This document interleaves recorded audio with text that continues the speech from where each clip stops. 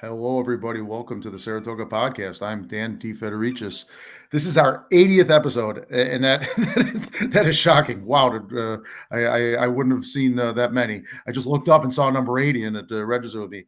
I am here with my co-host Adam Israel. Robin Dalton is on personal travel, so she won't be joining us today, much to my chagrin, because that means I'm the default tech guy, and that's why we're running late today. Adam, you have been just like me, spending a good part of this week following closely issues with Saratoga Springs, including last night's city council meeting. And we're going to talk about this a little bit later because we're going to bring a guest on in a few minutes. But do you want to tease anything here? Yeah, it's been quite a week. One thing we'll talk about later is my Facebook group was taken down.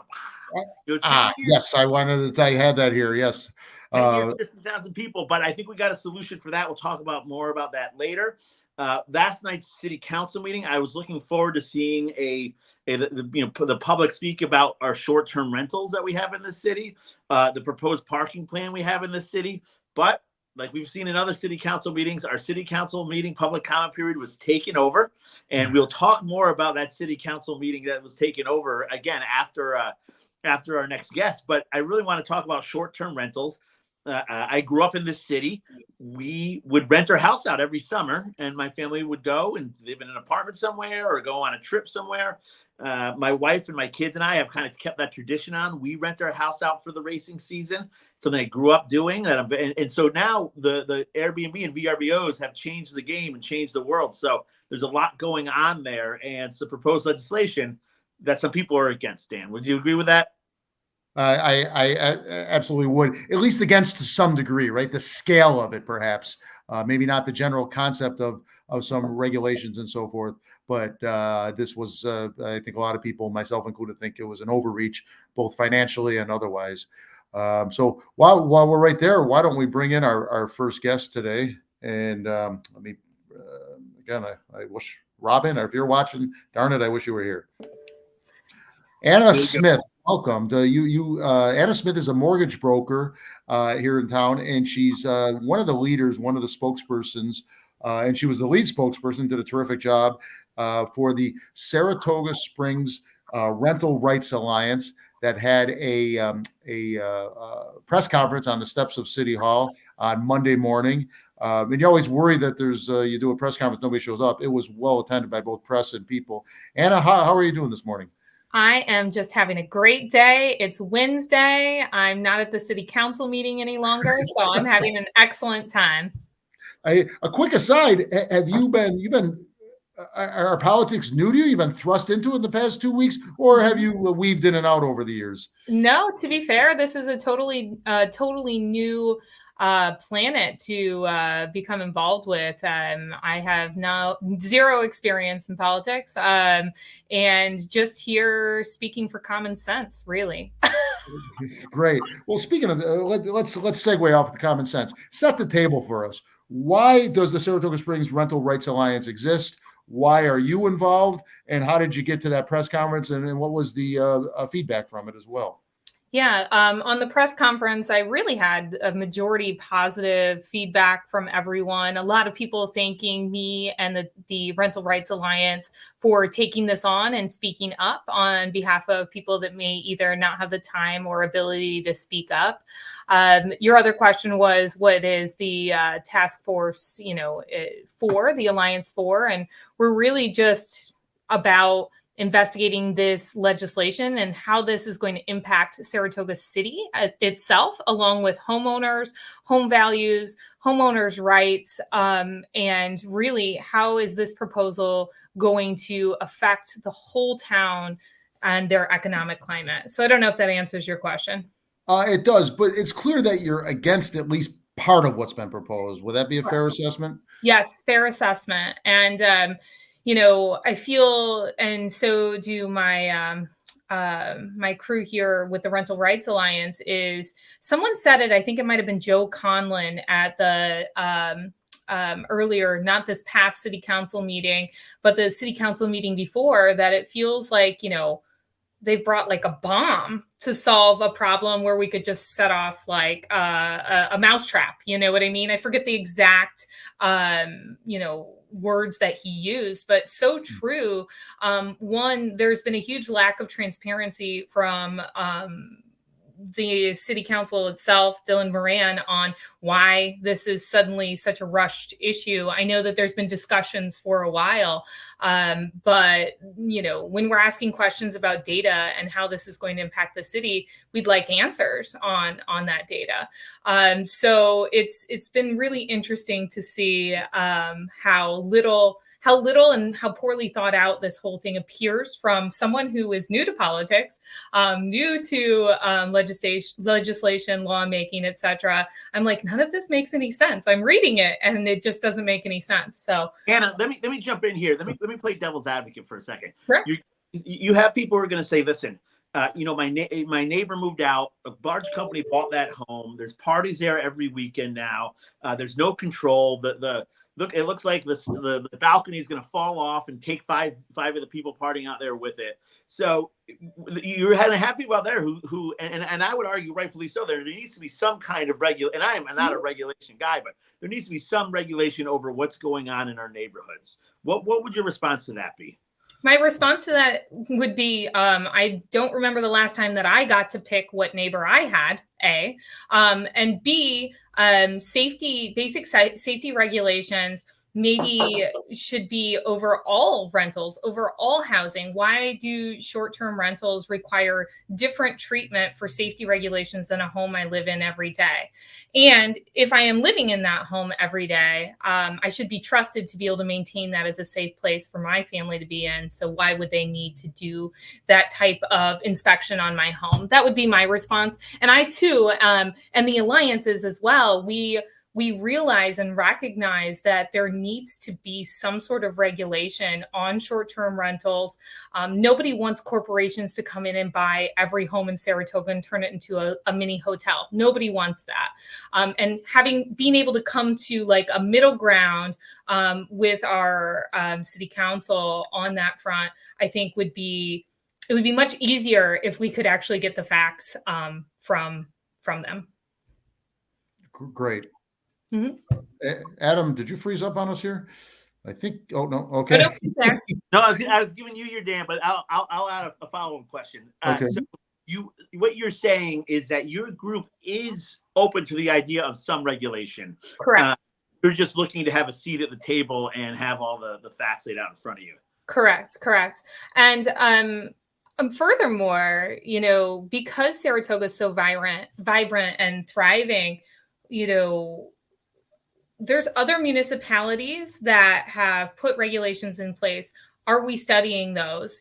Harvard Business Review put out a study that short-term rentals don't actually have that much of an impact on housing prices. So what is the goal here? Because if the goal is affordability in Saratoga Springs, what is affordable? And truly, the only way to make Saratoga Springs housing affordable is to zone differently, okay multifamily homes, have the city subsidize some sort of affordable housing. I'd like to talk to Jason Golub about that, as I believe he ran on his campaign on affordability in Saratoga. Build more homes, allow more homes to be built, and quit okaying $1 million condos because that's not helping anything be more affordable. Furthermore, I'm in mortgage. So I watched the federal government basically inflate housing prices by buying too many mortgage-backed securities for years. So how are we now penalizing short-term rental? It feels like we're just a scapegoat for problems that have different sources. Excellent. You mentioned Commissioner Dylan Moran. Can you share with us the level of dialogue or communications you've had with him or his office since this issue became an issue? Absolutely. A member of the Alliance is actually sitting down with Dylan Moran today. Several of our members have had phone conversations with him. I personally have not sat down and spoken with Dylan.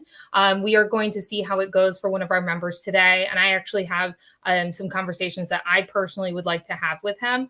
I think that we as humanity can come together on something that will be beneficial to all, that will, protect Saratoga on all levels, because you can't take away housing for tourism when it's a city built on tourism. You just can't. So Well stated. Has the dialogue been constructive so far? Would you describe it as constructive? So far, again, one of our members is meeting with him today. So far, there has been more constructive dialogue with the other council people. So I know that members of the Alliance have met with Tim, the mayor, Tim Cole, the mayor Safford, Jason Golub. And so far, those conversations have been conversations where it has felt from Dylan Moran that it has been more of a just a gavel down, like this is what we're going to do. And the conversation hasn't seemed to be much of a conversation. Okay. And just to recap, you sort of said this here, but let's assume there's absolutely going to be some level of regulation when this is all said and done. Give a list, if you could, of or at least a partial list of what you'd like to see be included in this regulation. And We'll just assume if you don't do it, that perhaps you don't want it included. Absolutely. So we were just having a conversation about this earlier amongst our group. Really, we'd love to start small and build. So we don't disagree that some sort of permitting system should be in place. So that way there's some sort of accountability. Because if there is a permit for your short-term rental, you are going to take care to make sure that you don't lose that permit, right? So a permitting system seems like a good middle ground, $1,000 for that permit. I believe there's things that are being proposed right now of a sliding scale of how many days you rent it as a short term, if it's owner occupied. That could work. It's just hard to track, like who's going to live in what, how many days are they renting? How are you going to hold people accountable for that? Because people are going to push the rules, right? Right. Absolutely. And then as far as inspections go, if we're owner occupied, could we not sign some sort of affidavit that we have the appropriate things in place there? How am I not trusted to take care of my own home to make sure that it's safe for my family? Minimal permitting, minimal fee for permitting, affidavit. Let's start there.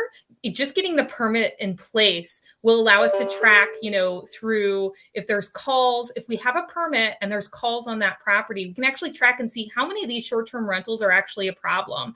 I'm sure there are short-term rentals that are a problem, but we don't know. There's no data to say that X, Y, and Z, how many are actually a problem, nor is there any data that's been provided to us on how many are actually full-time short-term rentals. Someone mentioned at the council meeting last night, I'm not actually sure who it was. I can't think of his name. And I'm just repeating something that was said at the council meeting, that Airbnb has been trying to get a hold of the city council for a while now, and they have not responded to Airbnb. And wouldn't you think that you'd like to have conversation with someone that's worked with many municipalities to say what does and doesn't work? So if that is true, I would implore our city council to actually contact Airbnb to get that conversation going. Are you getting any feedback from the community? Are people saying, hey, listen, you might have people, and I'll just say, for me, my family's in the hotel business. I have short-term rentals, right? So I can both sides of the argument. But are you getting feedback from the community saying, hey, listen, we need regulation, or hey, listen, we've rented our house out. We're not politically active. We're glad you're doing this. What, are you hearing things? The majority of the feedback I'm getting is positive, because I think that the majority of Saratoga Springs understands that we have to keep our doors open to tourists to make sure that the whole downtown can survive, to make sure that we have all of the restaurants that we get to enjoy year round available to us. So pretty much the majority has been positive. There's been some negative comments on like Nextdoor posts or whatever. Gosh, Nextdoor is a cesspool, isn't it? The Nextdoor app. But for the most part, everyone's kind of patted me on the back and said, thank you for speaking up. Especially I'm in real estate. So, I have a vested interest in homeowner rights as well. Because I monitor Saratoga news, I get pummeled with texts, emails, Facebook posts on things. And I believe there's a rival group that's forming. Are you familiar with that? Did you see such a thing? I have not seen such a thing. I did see a petition out there that was for the legislation for short-term rentals. Not sure if they've actually read the full legislation or not, or, where they stand specifically. But I did, last time I checked, our petition on change.org had like 1,200 signatures, and the opposing petition had like 3. So, but I haven't looked in a few days. Adam, I'm good here. With I'll have one thing to say at the end, but I'm good for this moment. Yeah, so I want to maybe change the hat slightly because, like you said, uh, you're new to politics in this city, and then when you start to get involved, and I've been following politics now for closely for over 3 years. It's surreal sometimes. It's more than you can imagine. It's hard to explain. Last night's city council meeting was a city council meeting where I wanted to hear. There's some hot topics right now: the short-term rental, the paid parking. Last night's city council public comment was dominated by BLM protesters, and it was not what I would call a useful discussion that was had. City business was not conducted as far as people feeling free and safe and unintimidated to go up and speak about the short-term rental. Is this how did was your group prepared for this? Being new to politics, were you hoping to get more people up there to speak? How did last night's city council meeting weigh on you? Yeah, so it's a tough that's a tough question, right? We all showed up because, to be fair, my partner and I have basically said the first and third Tuesdays of the month, I guess, is our date night at City Hall. So we all showed up. Our group showed up. None of our group that I can think of even got up to speak. And it was okay. So it was okay to hear voices of others, to hear differing perspectives. And pretty much the entire time others were speaking, all I could think of is, hey, city council, I feel like you have more to worry about than what I'm doing with my home. Okay. All right. So you didn't feel like your group did not get to speak last night. You felt like you'll come back next or 2 Tuesdays from now. Absolutely. Everyone deserves to have their voice heard. It seemed interesting timing that what happened and how the short-term rental piece was taken off the docket pretty much. It sounds like they've pretty much solved the parking situation, to my knowledge. They've basically decided on paid garages and no other changes to the parking, which in my opinion is an excellent compromise on the parking scenario. But yeah, it seemed convenient timing. It was interesting to hear everybody else's perspectives. And we will continue to show up to City Hall. Okay. I don't want to steal your. The parking has been solved yet. I think there's still a lot to come. Oh, yeah. We just all got postcards 2 days ago. I imagine maybe you did as well. I did. Yeah, and but back to this, Adam. I don't want to steal your thunder here. I don't care. We did invite a second guest to kind of give the other side of this. Do you want to mention that, or? Oh, sure. We invited Commissioner Moran. He had prior conflicts where he was not able to make it. Again, my thought would be that I got to imagine everybody seems very close on this, right? I would imagine the groups are closer than they are farther apart. You're not there saying no regulation, and so and the city council, especially Commissioner Mann, are saying we need some kind of regulation. Do I think $1,000 every 2 years while a hotel's paying $150 fair? No, I don't. But I guess I'm hopeful that there's a lot of vested interest in this, and why in a lot of ways it's a very old tradition in the city. The nuances and how it's been done and our ability to track it has changed dramatically. So I'm hoping that a lot of smart minds come together and come up with some reasonable legislation that benefits the homeowner and the city. Dan? Well stated. I don't know if I can add to that anymore. So many issues in this town. The rentals, the parking, the AG's report, the homeless issues, the Belmont coming. It's like we're only into March and I need to catch my breath. Yeah, exactly. Yeah, it's a lot going on. I'm like, why did I get involved? No.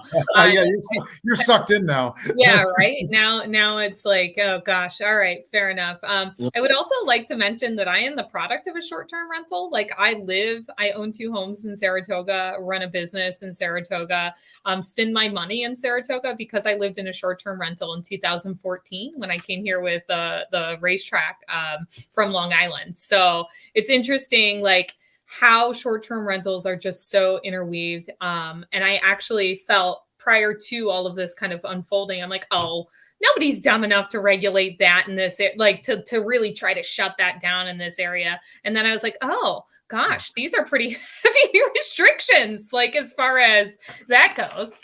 Hey, let me ask you one really quick, because I saw you a mortgage broker. I just found this out right now. This might be your lane, it might not, but something interesting that happened in the city. Commissioner Shangvi last night talked about how our mortgage tax is down significantly. Mhm. Is that the product of not a lot of homes on the inventory, or not a lot of homes on the market, a product of people not refinancing, or a weakening market, a weakening? How much time do you have? Because it's such a long, complicated topic. Okay.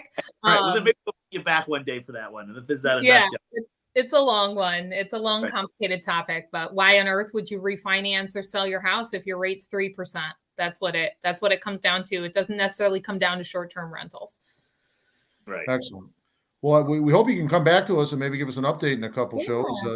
And we'll see you at City Hall, because you're a junkie now. Yeah, now I'm there. I'm gonna have to. I don't know. I don't even know. I'm gonna have to start like a uniform, a city hall uniform or something that I have to wear. I don't know. We're gonna see. The Handmaiden Tale apparently was the uniform last night. Interesting. Very Yeah. interesting. So Excellent. awesome. Well, Thanks, thank you for guys. joining us. Thank you. Take care. Okay, she was great. She was polished at the press conference. You and I were both at that, and she's polished here.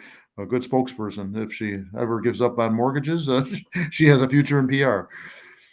Yeah, I think I'm trying to put, we can add commentary, right? This is part of the beauty of the show about what we really see going on. It seems like this smart legislation and smart regulation is not so. It's not. But Commissioner Moran, if we had him on, we could talk about this. But why a hotel with 100 rooms would spend $150, and somebody with renting out their couch would have to spend $1,000 for a permit is interesting. I don't know. I wonder if and I could tell you, being in the hotel business, if there's a strong hotel lobby, I'm not getting the emails. But I wonder where Commissioner Moran, is it to drive revenue? Is it, I'm sure there's some just basic, Commissioner Moran does care about the city. So, basic, listen, we want to make sure the city is regulated somewhat. We can't just have free-for-alls. But Dan, do you have any thoughts on that? Yeah, this may not be exactly where you're going, but I spoke a few shows ago, that there's good Dylan Moran and bad Dylan Moran. And I'm seeing a bad Dylan Moran here, because he looks like almost entrenched on the issue. He was at the press conference. I didn't expect him to have a smile ear to ear, but he had almost a grimace going on. He seems like tense, almost like Ron Kim back in the day when he had issues, and that's not a good model to go. He needs to be the statesman Dylan Moran, and I know he has it in him. He needs to get together with these people that are against the bulk of what he has. Do the right thing. $1,000 is absurd. It's just absurd. I don't care what side you're on.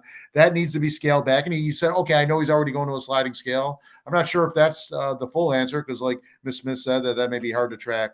But this was an overreach. He needs to be a statesman, acknowledge that, come back to the bargaining table, so to speak, and come up with a compromise.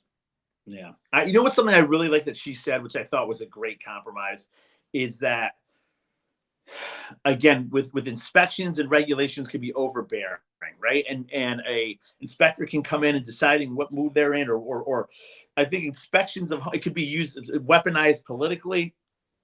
I really like her idea. Listen, if it's owner occupied, you sign an affidavit saying it has X, Y, and Z. I love that idea. I thought that was one of the more insightful ideas I've heard in this whole solution of the idea that homeowners should. We don't need the fire department to come in for us to say we have a fire extinguisher, next to our stove. If the houses have a certificate of occupancy, then they should have some self-governance in making sure the home is safe with guidance from the city. So I love that idea. I do as well. But the flip side of that is, and I think it's you pretty much said that by context. But when it's not owner occupied, I do want an inspection. Yeah, I agree too. All right. So should we move on, Dan, or?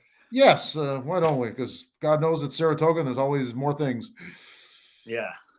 Should we Last talk about night, yeah, folks, last night's city council meeting was, Adam, I was thinking earlier, what word would I describe it? I guess two words I have for it. I don't know if I nail it or not. You tell me what you think. Kind of like not out of control, first of all, but very harsh and very heated from supporters of BLM, accusing the city council, our co-host Robin Dalton, current commissioner Tim Cole, the mayor, a lot of finger pointing. Some were general, just seemed like to be an anti wealth thing, talking about the amount of money the police officers make. What how would you describe the overall vibe last night? Yeah, it was a hostile takeover again of our public comment period. Not this didn't, although it came very close to shutting down the meeting. This did not shut down the meeting, but I think I'll differ from our last guest a little bit. I think our city is really it's suppressing people's freedom to go up and speak at public city council meetings. So to give a little background of what you had is you had um, the attorney general's report come out, and we've talked about that, how the report did have some absolutely, I don't know if damning is the right word, but missteps by our city council and our city, but missteps. They weren't egregious oppression, as some people like to frame it. And what you had is that, like I said, Saratoga had our big lie, right? Like the nation had its big lie that the election was stolen with the right wing conspiracy theories. Saratoga had its, Darryl Mount was murdered by a bunch of racist murdering cops, and that was a lie. That's he, again, his death was unfortunate, but it was not at the hands of our police officers. But that has just manifested itself now into uncontrolled public speaking comments at our city council meetings, where again, you don't get to hear what the public feels about other issues affecting our city. And the other thing that bothers me is you had, BLM went to Skidmore, and Skidmore's complicit in this, and they went and they essentially recruited Skidmore students. So you have Skidmore students now, I don't know, 5 or 10 of them, going up to our city council meeting, and they would all stand quiet. They would speak for about a minute and a half and stand quiet for a minute and a half, asking for a response, an apology. And that was a tactic. They planned that. It was pretty well rehearsed, actually. Pretty well rehearsed. And all this tactic does is it suppresses other people's ability to speak during public comment.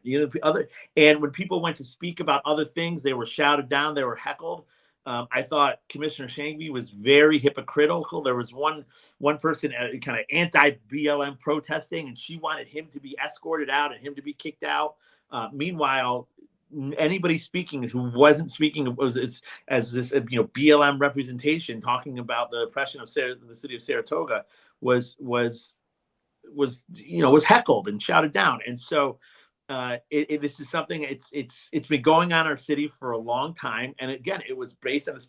I'd love for somebody to go up and ask, one last thing, Dan, I'll let you talk a little bit about it. At the very end, Commissioner Shangbee, Commissioner Golub, and Christopher Moran apologized to the BLM protesters. And the two issues I have with that is that, one, we're in Lex Figueroa went up there together, how he's suing the city and he's going to take $750,000 from us. And we're in an active lawsuit. So this is by our city council apologizing. It's an admission of guilt. They're there to represent us. Let the legal process play out. And then the second issue is this is not until, and this is the Democrats in this city, until the Democrats say this is not productive for a productive conversation with how do we ensure that our city is a welcoming place. This is not productive because this is not welcoming. Nobody's going to feel welcome going to our city hall when this is happening. But we can't, as a city, run our business with city council meetings like this. And I'm at a loss of what to do, Dan. What was your take? Well, I will differ with you. As bad as the AG's report is amateurish, with what felt like minimal effort, there were things that were disturbing and touching on egregious, at least from my perspective. The CPS issue really gave me a pause, like, oh my God, that at least now some people have given me an alternative view of that, so I don't know. But if it's as one side was presented it, as the AG presented it, that looked really horrible. But I have had other sides, someone else give me a different perspective. But to your point, I'd like to note Commissioner Jason Golub last night was the one city council member I thought that sort of rose above, and he went and he challenged BLM towards the end of the evening, and he said, "Stop." And then he said, how can we solve this city's problems in 30 minutes every other Tuesday? We got to come up with a better plan. And they didn't care at that point. It didn't seem they had a very well-structured plan, well thought out, and they were going to do that. But going beyond this meeting, if they truly do, the BLM supporters, if they truly do, as well as me, you, and every other citizen, if we all truly do want to come to a better spot, and I do, Commissioner Golub, I thought, had the right idea, and he showed the beginnings of leadership. And he's been accused by BLM of the past of you're a person of color and you took their side. So when he speaks and he challenges them, it may be an added level of difficulty that you and I can't relate to. I don't know if that answers your question, Adam, but that's where I will give you. You're absolutely right. The hardest thing you can do is differ with your own, your own people, the people you identify with. It is very difficult to go against that, and I will give them all the credit in the world. But the problem is, we've done this before. We've been here. This group is not about reconciliation and moving on. This group, this has become an identity for them, a way to fundraise. Lex was, when somebody tells you who they are, you believe them. Lex wants to use the city to pay for his grandkids to go to college. So this is not about a constructive way to because Commissioner Madigan had proposed $35,000 for mediation with BLM, and they did not want to take it. They do not. This is a deep-seated kind of hatred or dislike for really Western values, and it's identity, and it's a way to become relevant. And to their credit, they're working it. They're doing it very well. But they're driving the discussion in this city right now. Right, more exactly. than the homeless. Yeah, right. But when people think about the people of color in this city who they really respect and value and who are the leaders of the city, this is not the people at these meetings, right? There are a lot of people who are not at these meetings who are live and work in this and who are not part of the white community. I'll say they're not at these meetings. This is Skidmore students, and these are activists who are at these meetings. And the city and really it's the Democrats in the city continue to pander to them. And until we say enough is enough, we're not going to be able to talk about other issues, and we're not going to come to a solution making this more of an equitable city, because that's not their goal. It's not their goal. It's more a communistic. Everybody should be able to live in Saratoga. And it's unhealthy for our city. So I appreciate your insight on the AG report. To the Child Protective Service things. You're right. There are nuances that absolutely should be addressed. That is one of them. On the flip side, you'd say, if you're a teacher and you're in doubt that your kid's being abused, you call Child Protective. This is what Child Protective Services is. If you see a child you think's in danger and you're not an expert, it's your job not to be able to assess. Call the experts, and then the experts say, nope, no problem here, right? So I would much rather people err on the side of calling, my kids included, calling Child Protective Services if they think they're in danger, and that experts decide. But again, maybe I'm wrong on this one, but we are so past the nuances of this conversation. It's like, again, a hostile takeover of our city council meetings. Yeah, to the credit last night, and granted, they had they manipulated the system, but they did stay within the confines of the system. Just about all of them, except maybe one speaker, left after 3 minutes, even though, like you said, 90 seconds of that was dead time demanding an apology. But they didn't They disrupted it. They manipulated it. I don't know that they took it over as well. They did take it over, but it wasn't so out of control that they completely blew off the rules. There was a large following of the rules last night, even if they were, again, in my view, kind of manipulated with the silence and so forth. Again, yeah, I don't think anybody should arrest. I think they were well within their rights, and this is what's the beauty of a democracy, right? Is that you're absolutely right. They were well within their legal limits. I mean, again, one of the protesters really pushed it, but for the most part, they were well within the rights of exerting their First Amendment rights. I'll give them that. But again, it's what's the point? What's the outcome? What are we doing as a city? And we keep placating this. And in the meantime, hey, we have people. What's going on with parking? What's going on with short-term rentals? That's lost in this. And these are important issues as well. I agree. We're not getting anywhere, and it's incumbent upon our city leaders, i.e., 4 commissioners and a mayor, to resolve this. And they have to do it in a heady way that I haven't seen yet. But like I said, Commissioner Golub last night opened the door to what I thought was a darn good approach. And I think you got to do it more informally rather than here, let's have mediation and here's the mediate. A lot can be done with coffee. And a lot can be done even with an occasional drink, not the Adelphi, but one-on-one conversations, one-on-two conversations, work at pressing the flesh, finding common ground, right? We either love the Yankees or we hate the Yankees. Can we talk about the Yankees first? Those kind of heady things. And I haven't seen it done in the last administration. I haven't seen it done in this administration. And as a citizen, as a taxpayer, I demand that this city council does better, not to kowtow or anything, but to be smart about it. And that means let's have a relationship. These are human beings that have thoughts and beliefs. And I'm sorry if I'm sounding pie in the sky, folks, but or naive or whatever, but that's where my head is at. No, it's good, and it's good you're telling this way because it's not great. I love the dissent in this group, but I would disagree. And you're applying kind of logic to an illogical. Or applying your morals and values to a group that does not hold the same morals and values. They're not looking for compromise. They're looking for a kind of Marxist, throw out that Saratoga people should be able to live for free here. I mean, it's not Western values and cultures that they want. And so you can't find a common ground with people who are want to destroy your way of life.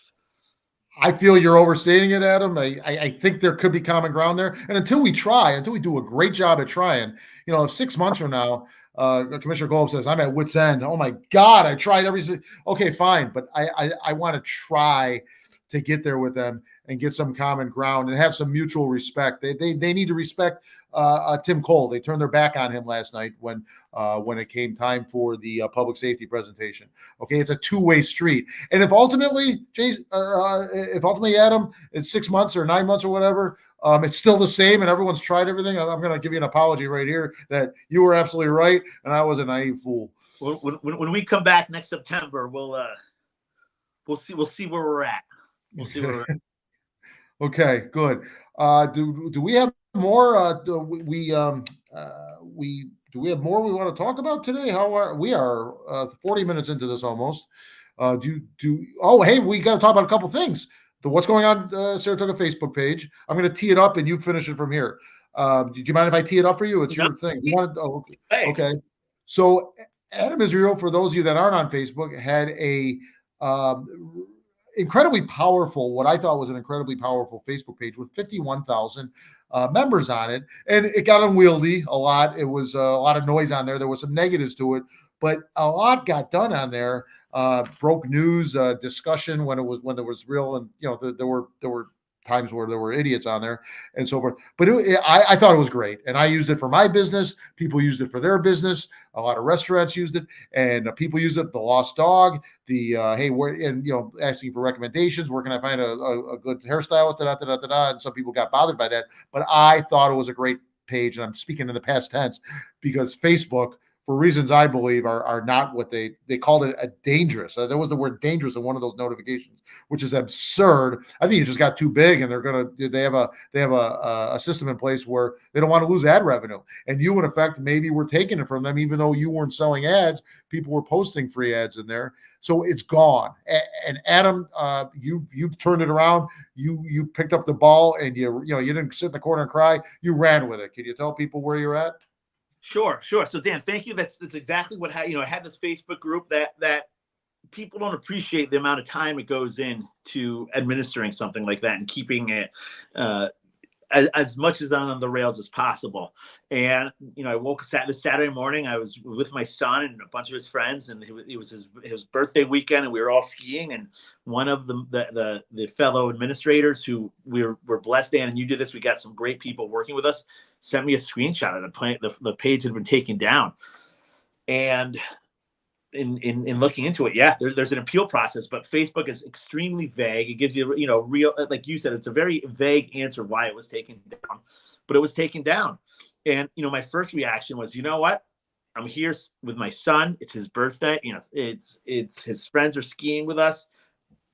I've been doing this for 10 years. I'm done. I'm not going to do this.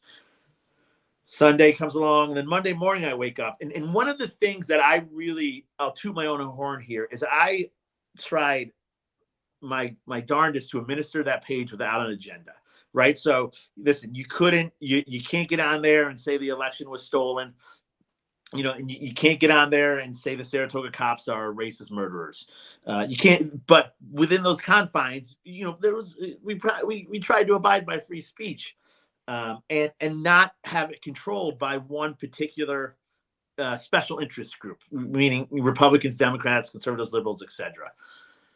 So I wake up Sunday morning, and all of a sudden I see people who I know are I would say pretty far, ideologue left people, trying to literally take rebuild exactly what I did. There's a new group called What's Going On Saratoga, and part of the problem That's the same name. They didn't even give their own name. Yeah. Part of the problem I have is there's a lot of institutions in this area that are controlled by left wing. So the Times Union is one of them. We've talked often about Wendy from the Times Union, how she literally just carries the water for the Democratic Party in Saratoga, posts and writes whatever they want. Or you have a school like Skidmore that organizes, pro-Palestine, from the river to the sea rallies, or like what we saw at City Hall last night. And Skidmore really pushes these far left ideologies on their kids. So there's a lot of institutionalized left-wing control in our city. I'm not going to let what I did and what I built be controlled by any party, but especially one that already has so much control over what we're absorbing, the news and information we're absorbing. So Dan, with your help and some of the other admins' help, we sprung into action. We used some of our old business techniques, and I'm going to say we're over 15 and since Monday. In 3 days, we're over 1,500 in followers. The other group's dead now. It's gone. It's they've been at 250 for I don't know however long they've been up, but it's my intention to I'll share my political points here, my angles, but that is a open space for people to have difficult but needed discussions. And one of the greatest feathers I put in my own cap there was when I was running for office. There were a lot of people who posted things favorable to my opponent, which I would nobody got booted out, nothing got taken down, because I really think it's for this city needs a free and open public square where conversations can happen that aren't policed or patrolled by any particular point of view or political affiliation. So anyway, go check it out. It's easy to see. I'm throwing this ugly mug now on a lot of the cover pages. So if you're looking for the real, the official, the What's Going On Saratoga now, that's live. Just look for this beautiful face on the cover photo, and that's the one you want to join. Excellent. Yes. Any without Adam's face on it or his name, it's a fake, right? It's a knockoff, essentially. Yeah, knockoff Nikes. Yeah, nobody in this community wants my face on every page forever and ever. So I don't know. Maybe I'll come up with a logo or a brand or something. But in the meantime, this is something that is mine. They can't copyright it. They can't steal it from me. So if this beautiful face is on that Facebook group, it's the official What's Going On Saratoga. That's great. And a quick shout out to Suzanne and Christine Ann, and I think you got one or two other people helping you with that in your family as well, right? Yes, and one other thing, this is very important, you guys. We get a lot of feedback. People are like, "Oh, I thought I was booted from the page. So mad at you. I thought you kicked." No, so a lot of people don't know that page was taken down. So feel free to invite pages to the friends to the new what's going on Saratoga page, at least so they know that they haven't been kicked out. This is an amnesty for everybody who was kicked out.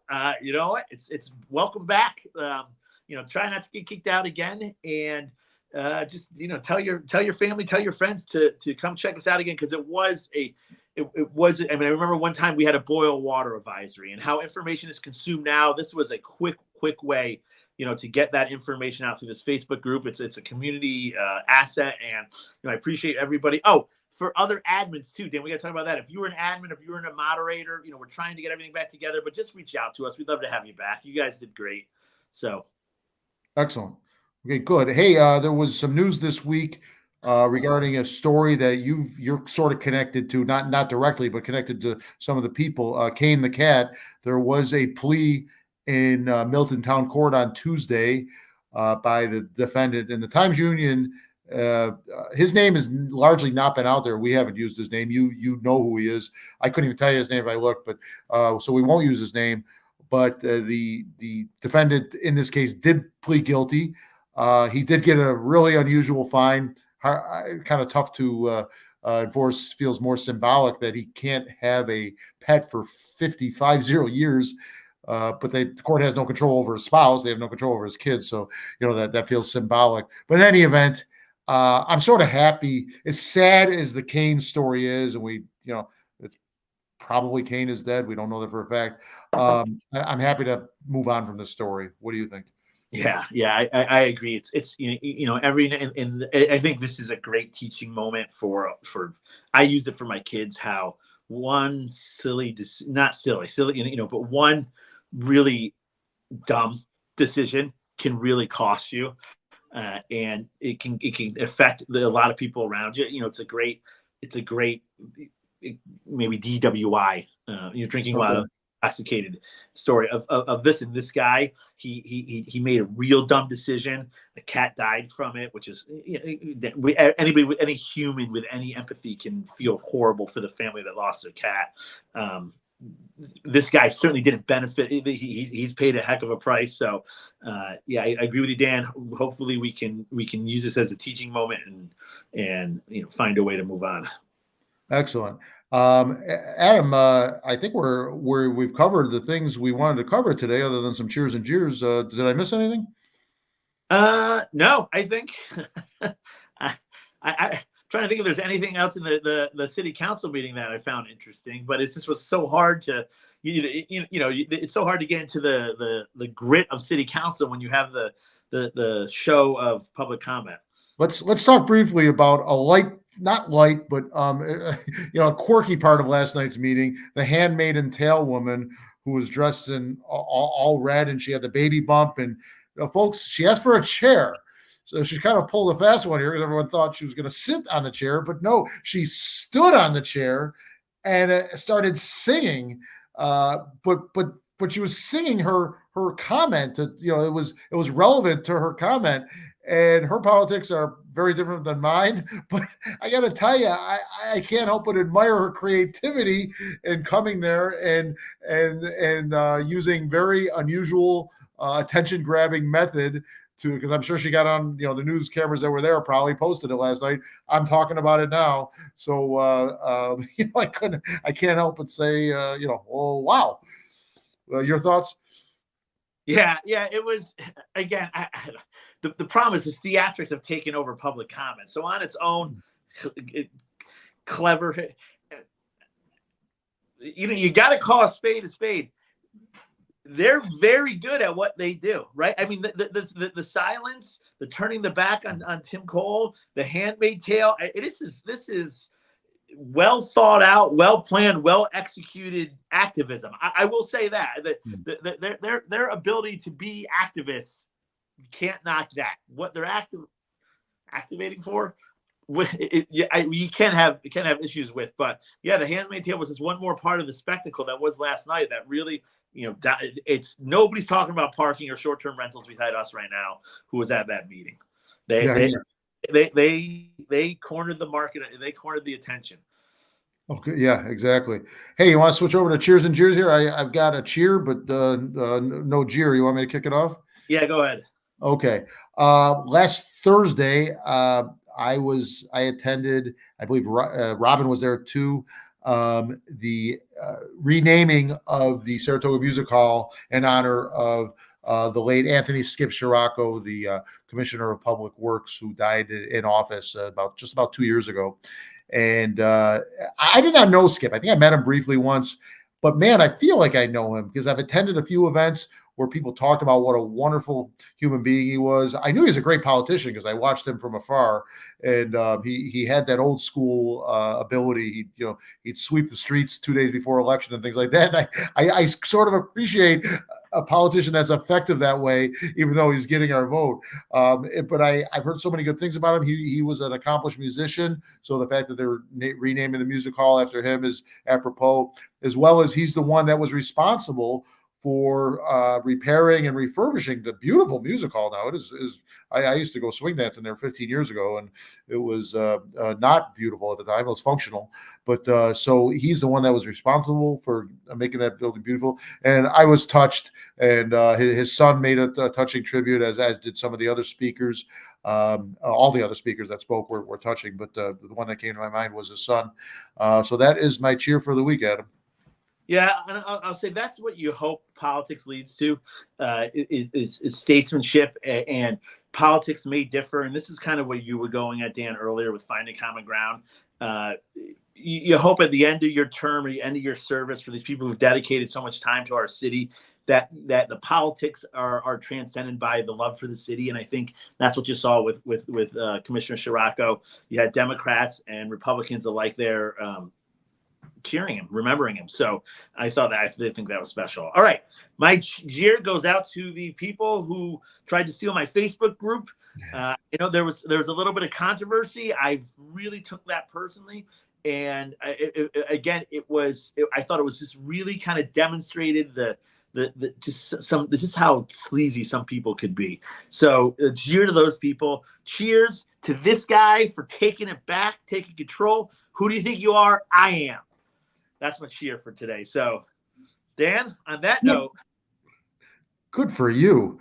Terrific. If you want to, folks, a quick disclaimer here with Robin. I think she's probably on a plane at the moment. It's going to be harder for me to get it out there for if you're looking to watch it twice, for instance, or if you want someone else to do it. It's always on Spotify and YouTube and other ways. I will try and get it out there with some help from Robin. Robin, if you still are watching this, I'll need your help, and we will get it out there. It just might not be as quick as Robin gets it done. So thanks for watching. We got almost 70 people watching live right here, and a lot more will watch it on recording.